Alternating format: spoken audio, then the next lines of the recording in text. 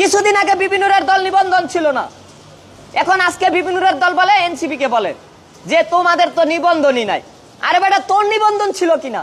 তোর নিবন্ধন তো আমরা আন্দোলন করে করাই দিছি, তোরও তো নিবন্ধন ছিল না। নিবন্ধন দিবে না কেন? এনসিপির নিবন্ধন দিবে না কেন? আমার জনকল্যাণ পার্টির নিবন্ধন দিবে না কেন? আমার গণতান্ত্রিক অধিকার। আমি প্রধানমন্ত্রী পদপ্রার্থী হমু, এমপি পদপ্রার্থী হমু। বিশেষ করে যারা কোনো রাজনৈতিক দল করে না, ব্যক্তিগতভাবে স্বতন্ত্রভাবে এমপি ইলেকশন করতে চায়, তারা কেন মনোনয়ন নিতে পারবে না? তাহলে নির্বাচনে লেভেল প্লেইং ফিল্ড হইল। আমি নির্বাচনে প্রার্থী, আমি প্রার্থী হওয়ার সুযোগ পাবো না, তাহলে আমাকে আমার সমর্থিত জনগণ 16 কোটি মানুষ আমাকে সমর্থন করে, আমার জনগণ ভোট দিবে কাকে? বিএনপি কে, এনসিপি কে, বিপিনুর কে? জনকল্যাণ পার্টির সমর্থকটা কি বিপিনুর কে দিবে? দেখেন খালেদ ভাই, এটা কিন্তু অন্যায়। জনকল্যাণ পার্টিকে নিবন্ধন না দিলে এটা জনগণ মেনে নেবে না। বাংলাদেশের হাজার হাজার কোটি মানুষ এটা মেনে নেবে না। জনকল্যাণ পার্টিকে নিবন্ধন দিতে হবে।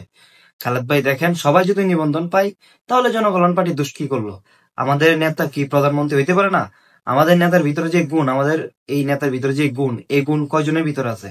বাংলাদেশের টপ নেতাদের ভিতরে তো এই গুণ নাই, আমার নেতার ভিতরে যে গুণ।